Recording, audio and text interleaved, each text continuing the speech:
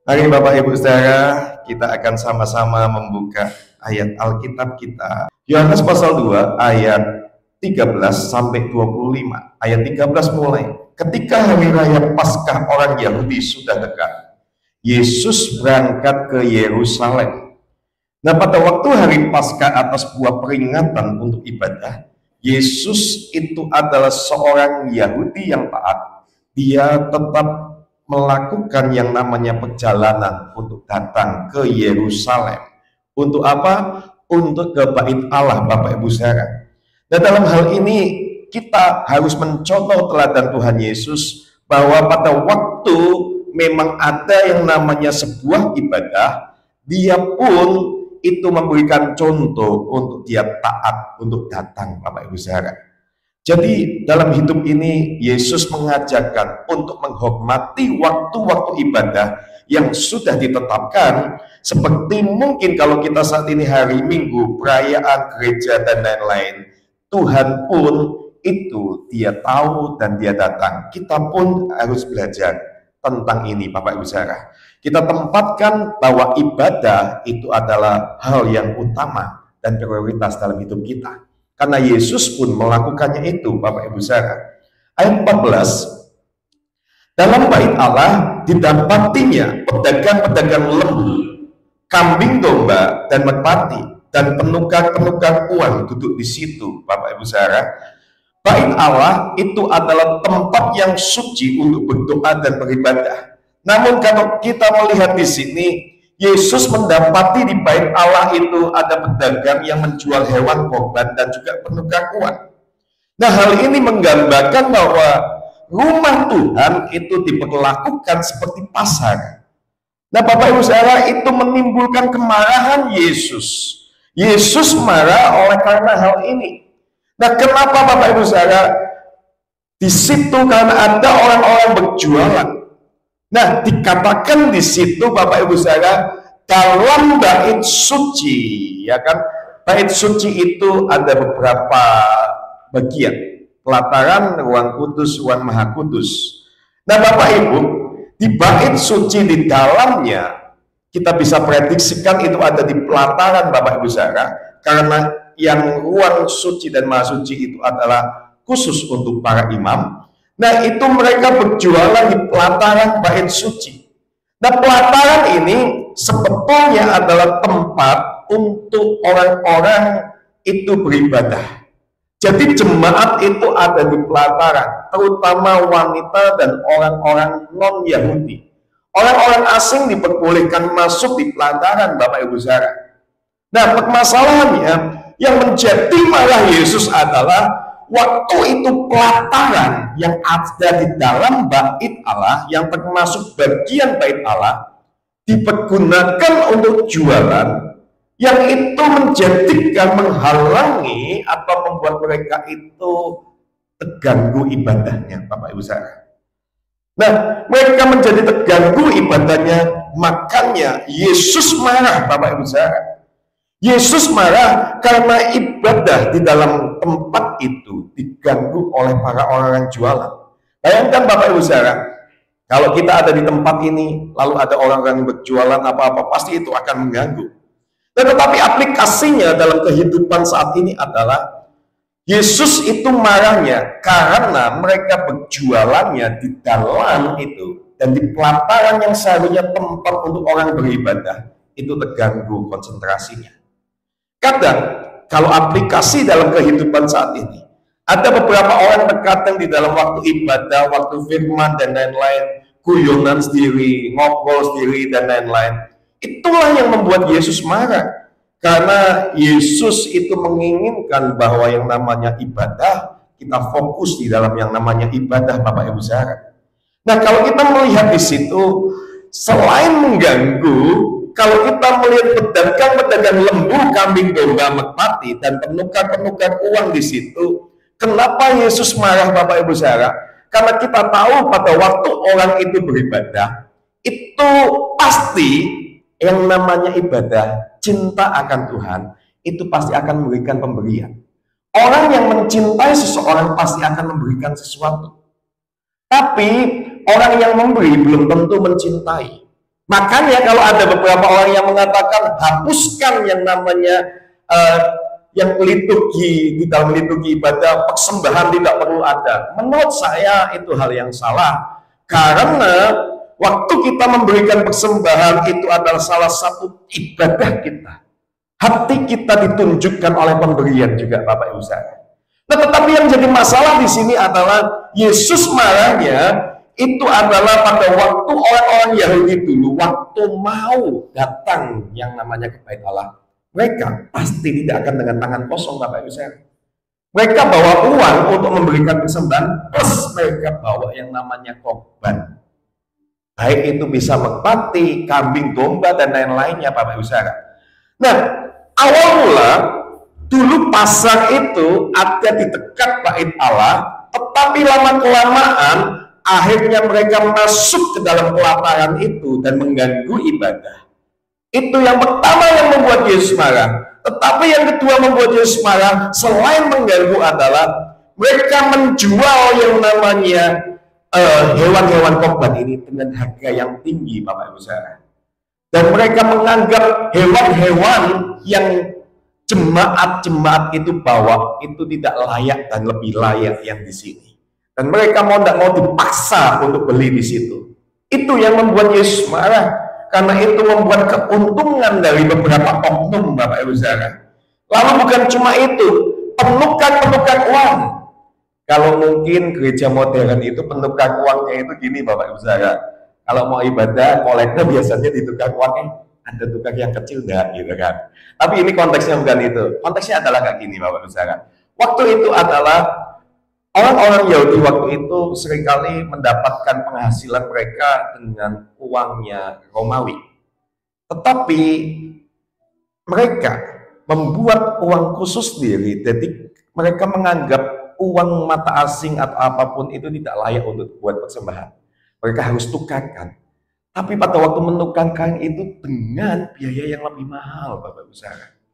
Itu yang membuat Yesus marah. Karena Yesus marah pemerasan dengan kedua agama, dan itu membuat Yesus marah kepada oknum-oknum di situ. Karena mereka merasakan bahwa ini menjadikan Bait Allah menjadikan sarang penyamut. Lalu pertanyaannya, mungkin beberapa orang bertanya, apakah boleh sebuah gereja itu menjual sebuah dagangan? Saat ini kita tahu kadang kalau ada sebuah gereja, ada gereja modern kayak gitu, lalu di situ ada toko buku rohaninya, ada kafenya. Apakah itu boleh? Bapak Ibu saudara, diperbolehkan untuk berjual di dalam konteks lingkungan gereja asal tidak mengganggu jalannya ibadah. Lalu kita tahu bahwa tidak ada pemaksaan di dalam penjualan itu. Dan yang ketiga, sebisa mungkin kalaupun gereja mengadakan yang namanya usaha atau dagangan, tujuannya itu untuk membuat yang namanya mendukung perkembangan gereja itu sendiri, Bapak Ibu saudara. Jadi seumpama ada gereja, lo katanya tidak boleh berjualan di gereja, kalau ini ada gereja, jualan ada toko buku rohaninya, ada kafenya, boleh asalkan itu tidak sampai mengganggu dan motivasinya bukan untuk kepentingan beberapa oknum, tapi untuk perkembangan gereja itu sendiri, Bapak Ibu saudara. Karena yang membuat Yesus marah, penjualannya itu sampai mengganggu ibadah. Jadi fokusnya bicara tentang penggangguan ibadah. Dan yang kedua, itu adalah memperkaya oknum dan merugikan yang namanya jemaat, Bapak Ibu saudara. Karena jemaat jadi rugi, jemaat jadi dia seharusnya bisa memberikan dengan pemberiannya dia harus beli hewan yang di situ, bertambah biayanya. Dia harus tukar uang yang ada di situ, bertambah biayanya, Bapak Ibu saudara. Dan itu memeras dan memaksa untuk semuanya harus ditukar uang di situ dan beli persembahannya, korban itu juga di situ.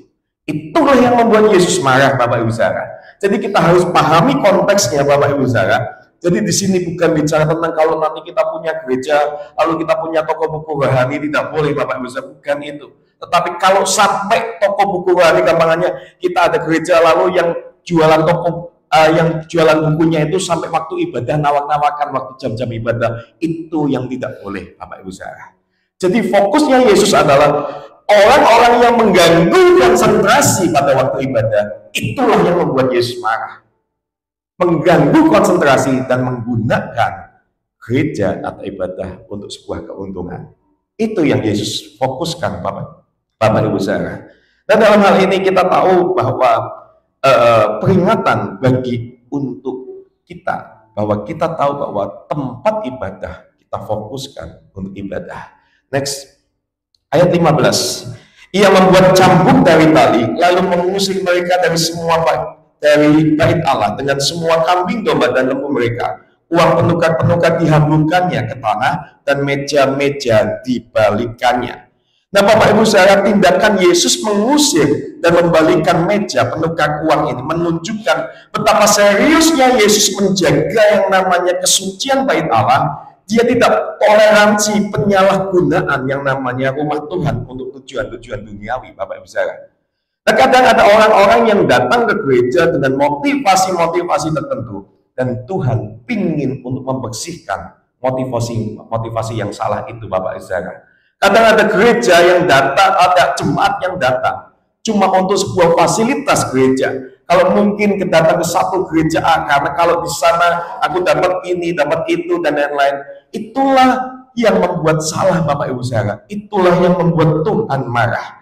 Dan kalau kita tahu di sini, Tuhan mengatakan bahwa kepada pedagang-pedagang itu, Bapak Ibu saudara, kita itu harus benar-benar menjaga yang namanya motivasi di dalam gereja. Ayat 16, kepada pedagang-pedagang Merpati, ia berkata, ambillah semua ini, jangan kamu membuat rumah Bapakku menjadi tempat perjualan.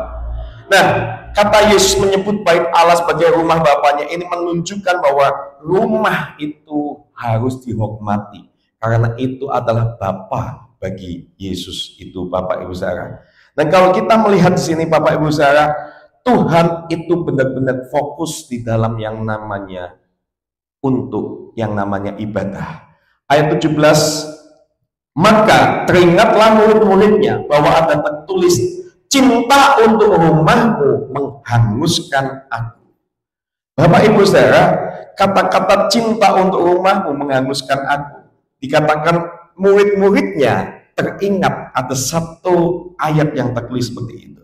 Itu ada di Mazmur 69 ayat 10. Siapakah yang mengatakan itu, Bapak Ibu saudara? Yang mengatakan yang namanya cinta untuk rumah menghanguskanku, itu adalah Daud. Daud itu adalah orang yang memikirkan yang namanya bait Allah. Dia tidak mau yang namanya Tuhan atau kehadiran Tuhan itu cuma ada di tenda. Dia ingin membangun yang namanya satu bait yang benar-benar permanen, di mana Tuhan itu benar-benar bisa ada di tempat itu, Bapak Ibu saudara. Dan dia tidak mau cuma Tuhan ada di tenda-tenda itu, dan dia mikirkan terus, Bapak Ibu saudara.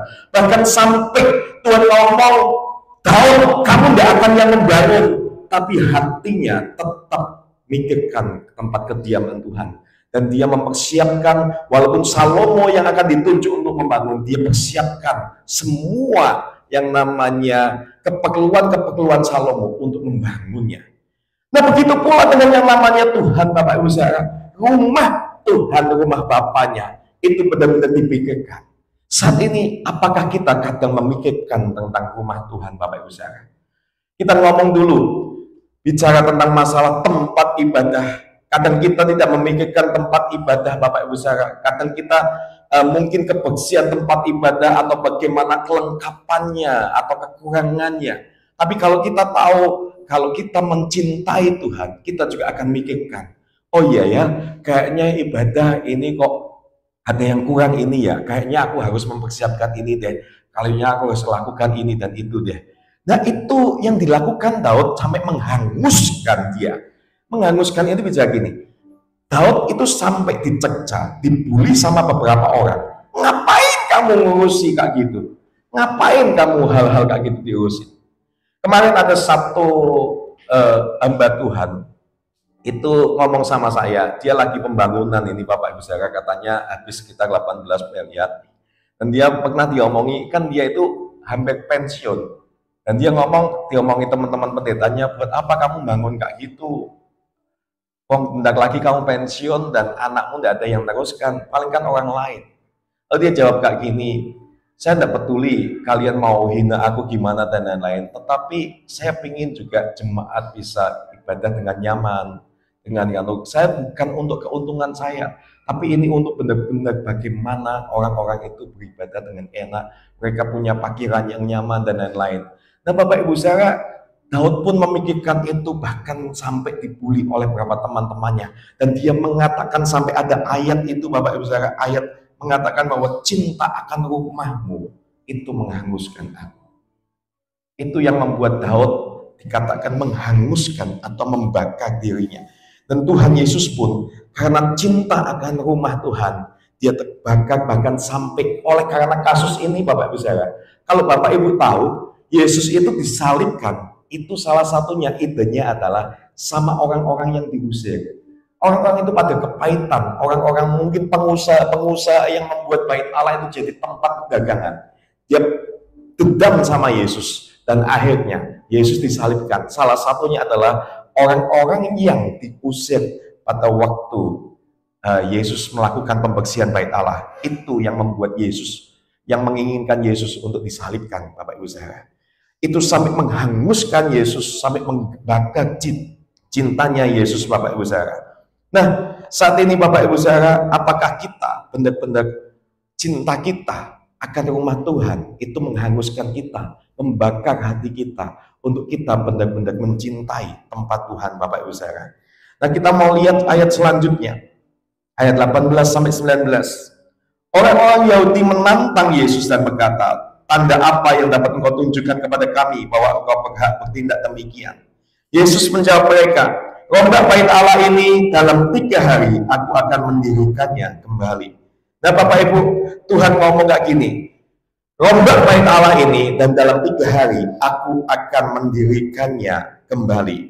Nah, pada waktu kalau kita tahu Bapak Ibu saudara di sini, Tuhan mengingatkan bahwa bait Allah yang dengan kemegahannya itu, Tuhan ngomong bahwa aku bukan bicara tentang mengunggulkan yang namanya bait Allah ini, tetapi yang Tuhan inginkan adalah yang namanya tempat atau bait Allah itu menjadi bait Allah kalau Allah itu hadir.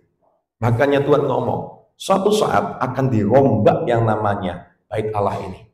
Dan rombak bait Allah itu akan 3 hari setelah itu akan yang namanya Tuhan akan membangkitkan yang namanya bait Allah kembali. Ayat selanjutnya 20 sampai 22. Kita perlu pahami ini dulu Bapak Ibu saudara. Lalu kata orang Yahudi itu kepadanya, 46 tahun orang mendirikan bait Allah ini dan engkau dapat membangunnya dalam 3 hari. Tetapi yang dimaksudkan dengan bait Allah ialah tubuhnya sendiri. Bapak Ibu saudara, kadang kita punya pemikiran, tetapi yang dimaksudkan dengan bait Allah adalah tubuhnya sendiri. Orang-orang punya pemikiran kayak gini. Ini agak bahaya eksegesinya. Orang punya pemikiran, Tuhan itu mati, tubuhnya secara tubuh fisiknya. Mati, setelah itu kan dibangkitkan ya Bapak Ibu saudara. Setelah itu dibangkitkan dan itu menjadi bait Allah. Ini yang salah. Jadi memang Tuhan memaksudkan, yang dimaksudkan dengan bait Allah adalah tubuhnya. Itu bukan bicara tentang fisiknya yang dihancurkan, dimatikan, lalu bangkit dalam 3 hari. Bukan itu. Tetapi pada waktu bait Allah itu dibangkitkan, yang dibangkitkan itu bukan bicara tentang tubuhnya secara jasmani. Nah kita mau lihat apa yang dimaksud dengan tubuhnya itu. Saya bacakan saja Bapak Ibu saudara. Efesus 1 ayat 22 sampai 23. Dan segala sesuatu yang diletakkannya di bawah kaki Kristus, dan dia telah diberikan kepada jemaat sebagai kepala dan segala yang ada. Jemaat yang ada adalah tubuhnya, yaitu kepenuhan dia yang memenuhi semua dan segala sesuatunya. Tidak pernah dikatakan tubuh fisik Tuhan itu bait Allah. Tetapi Alkitab mengatakan bait Allah adalah kita. Kita adalah dikatakan batu yang hidup. Dan Tuhan adalah batu penjurunya, kepala gereja itu. Dan ingat, Yesus tidak pernah bangkit sendiri. Tidak pernah dikatakan di ayat Alkitab Yesus bangkit sendiri. tetapi yang membangkitkan adalah Bapa. Bapa yang membangkitkan Yesus. Kalau dikatakan bahwa aku yang akan membangun bait Allah, berarti kan dia yang membangunkan tubuh. Kalau kita mengartikan tubuh secara fisiknya, itu yang dengan berarti kan dia yang harusnya membangkitkan dirinya sendiri. Alkitab tidak pernah mengatakan Tuhan Yesus bangkit sendiri. Allah Bapa lah yang membangkitkan. Nah, siapakah yang dibangkitkan oleh Yesus? Yesus membangkitkan jemaatnya. Batu yang mati ini menjadi batu hidup untuk menjadi sebuah gereja atau bait Allah. Amin, Bapak Ibu Saudara. Jadi yang dimaksud tubuh di sini adalah itu adalah gerejanya Bapak Ibu Saudara. Jadi kita harus paham bahwa yang Tuhan maksudkan untuk dibangun itu kembali adalah bait Allah, itu adalah tubuhnya, itu adalah kita. Tuhan adalah kepala, kita adalah tubuhnya, kita anggota gereja adalah tubuhnya. Amin, Bapak Ibu Saudara. Jadi dari sini kita tahu bahwa ternyata Tuhan menginginkan untuk setiap kita sebagai batu yang hidup itu untuk bangkit. Karena kita tahu Bapak Ibu, pada waktu kematian Tuhan Yesus, pernah saya khotbahkan, darah yang ada di tangan itu memulihkan otoritas, kaki otoritas, lalu yang darah yang ada di kepala itu bicara tentang kemiskinan yang ditanggungnya. Darah yang ada di lebam-lebam ini tentang dosa-dosa yang ada di dalam hati. Setiap 7 titik pendarahan itu ada maknanya. Dan yang terakhir, pada waktu air dan yang ditombak itu bicara gereja lahir pada waktu Yesus mati.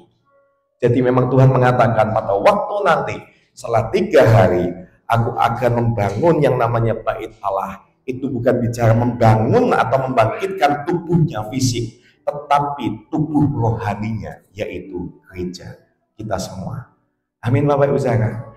Mari saat ini Bapak Ibu Saudara, saya ingin untuk kita benar-benar kita mau menghargai yang namanya bait Allah, kita menghargai yang namanya ibadah Tuhan, dan kita mau juga sama-sama mau membangun untuk bait Allah. Kita mau memikirkan juga supaya bait Allah kita sendiri secara rohani itu benar-benar menjadi satu kesatuan. Dan setelah itu kita juga akan memikirkan bagaimana satu kesatuan ini kita juga punya satu tempat Bapak Ibu Saudara untuk kita bersama-sama.